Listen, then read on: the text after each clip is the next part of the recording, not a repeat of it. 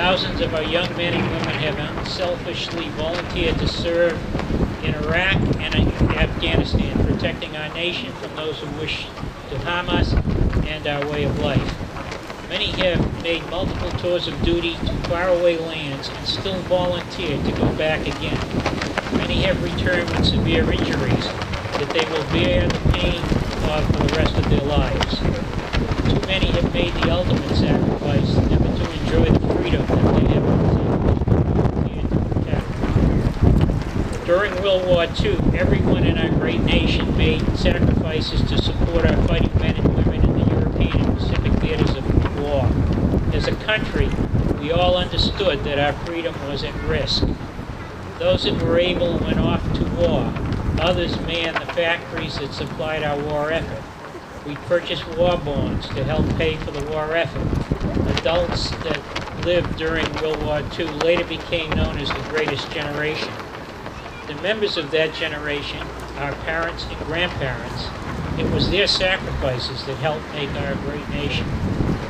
Not so today. With the exception of those who have served and their families, the rest of us have lived our lives unaffected by the wars in Iraq and Afghanistan. In short, to use a phrase coined by renowned investor Warren Buffett, we have no skin in the game. This is wrong and tugs at the fiber of what made us a great nation. It seems to be very unfair that as a nation, so few of us have made any sacrifices since September 11, 2011. So I ask all of us here today that have lived our daily lives, detached from the sacrifices that our servicemen and women and their families have made, to give thanks and gratitude, not only in words, but in our deeds, to assure that their sacrifices will not be forgotten. To this end, I would ask that we all pledge our support. To our veterans and their families, we offer sincere thanks and gratitude. To those who returned injured, we commit to assure that they get the best of care for their injuries.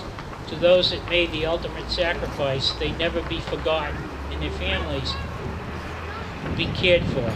That we assure that ample services are made available for veterans in need, and that those in need are identified and cared for. When we encounter a serviceman or woman in uniform, we say thank you, and that we support legislation that increases the benefits paid for our veterans in need. It is time that we all have skin in the game. 10 years have passed since that terrible day on September 11th. Those that have served are all heroes, and like those before them, served to protect our freedom and way of life.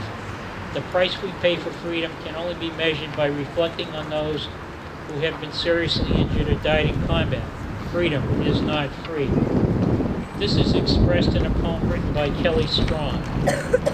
I watched the flag pass by one day. It fluttered in the breeze. A young Marine saluted it, and then he stood at ease. I look at him in uniform, so young, so tall, so proud. He stands out in any crowd. I thought how many men like him had fallen through the years, how many died on foreign soil, how many mothers' tears, how many pilots' planes shot down, how many died at sea, how many foxholes were soldiers' graves. No, freedom isn't free. I heard the sounds of taps one night when everything was still. I listened to the bugler play and felt a sudden chill. I wondered just how many times the taps had meant amen when a flag had draped a coffin of a brother or a friend. I thought of all the children, of mothers and the wives, of fathers, sons, and husbands with interrupted lives. I thought about a graveyard at the bottom of the sea, of unmarked graves in Arlington. No, freedom isn't free.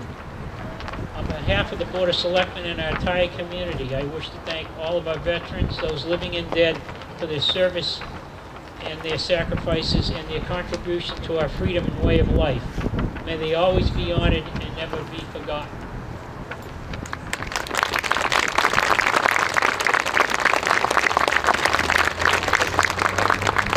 Thank you, Mr. Commissioner.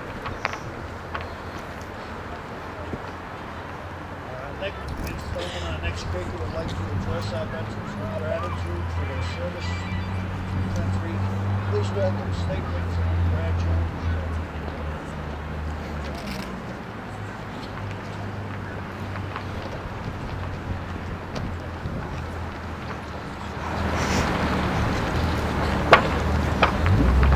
Jack Richard, representative from Senator Scott Brown's office, would like to address our veterans, warriors, and supporters.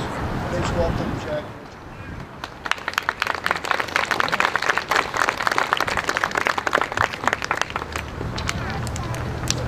I am Jack Richard. I'm a counsel to United States Senator Scott Brown. Since Senator Brown is unable to be here, he asked me to join you all. He's actually at his hometown at Wakefield right now at a similar event, although probably not quite as nice. It's a great honor for me to be here with you and also to be among some true heroes. Today we honor the 24 million Americans who for over 235 years have answered the call to serve their country in uniform. Americans everywhere are forever indebted to the men and women who have sacrificed so that we might maintain the freedoms we enjoy. Today's not only a day to recognize those brave soldiers, but also a day to honor their families, who are also on the front lines supporting them. All of us, we're so blessed to live in a country where brave men and women are willing to risk everything so that we may be safe. They fight for each other, they fight for us, and they fight for the ideals that binds us together as one people. Principles like freedom, equal justice, and a democratic government. For the last 10 years, thousands of our nation's Iraq and Afghanistan veterans have shown uncommon courage and resilience during multiple deployments. One of my responsibilities at Senator Brown's office is handling the nominations to the military academies. And you know, oftentimes you think the country's in a tough place, but if you could meet these young men and women I see in my interviews, you'd know that we're going to be okay. They're very, very good people, and our best days are ahead of us. And Senator Brown has told me many times he needs to make a lot of decisions in his job, but one of the best decisions he ever made was to serve his country. He has served in uniform for 32 years, and he believes we have a country worth fighting for and defending. It is critically important that we remember those who defend our freedoms with the best care and assistance possible. As America celebrates and honors the contributions of our veterans today, we must come together as a nation and take action to help those who have served. Especially today. We're not Republicans or Democrats, we're not liberals or conservatives. We're just Americans. We're proud of the country that our soldiers have earned for us. And that's a very good thing. So thank you all for your service, thank your families, and may God continue to bless the United States of America.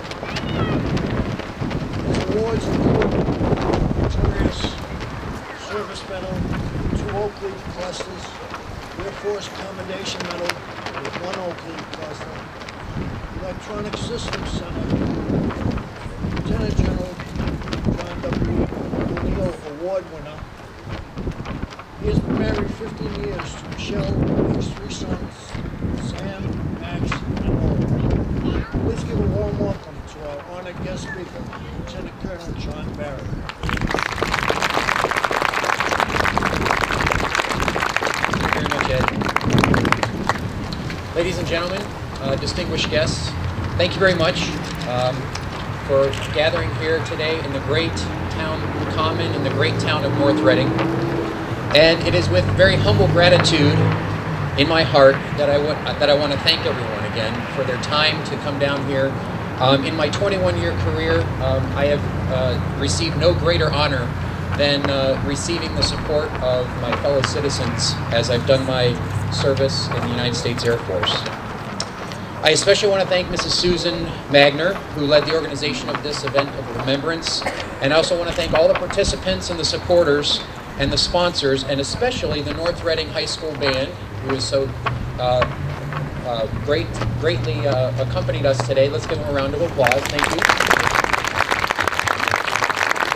And also the North Reading Boy Scouts and Cub Scouts, who also volunteered their precious Friday morning off. So thank you very much to the Cub Scouts and Boy Scouts. Before I share my thoughts on the importance of this day, I would like to also please recognize those present, all of those present who have given of themselves in military service to the greatest nation on earth. Ladies and gentlemen, please give a warm round of applause for all of the veterans present here today.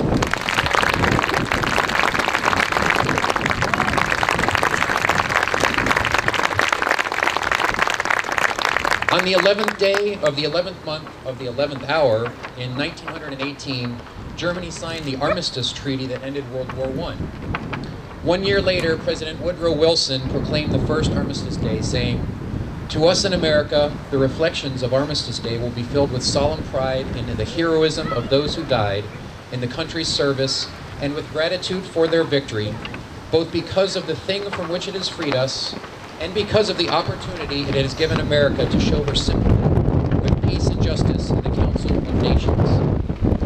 Through the generations and the difficult wars of liberation that have followed, we observe this national day, renamed Veterans Day in 1954, to express our common sense of gratitude for the many sacrifices made by those who have served honorably in defense of our great nation. And today there are over 22 million living veterans of the United States Armed Forces. We also gather on this sacred holiday to thank and remember the families, the wives, husbands, children, and loved ones of those who heard and answered the call to join the military. Their sacrifices have been great as well. Would you please join me also in thanking these unsung heroes?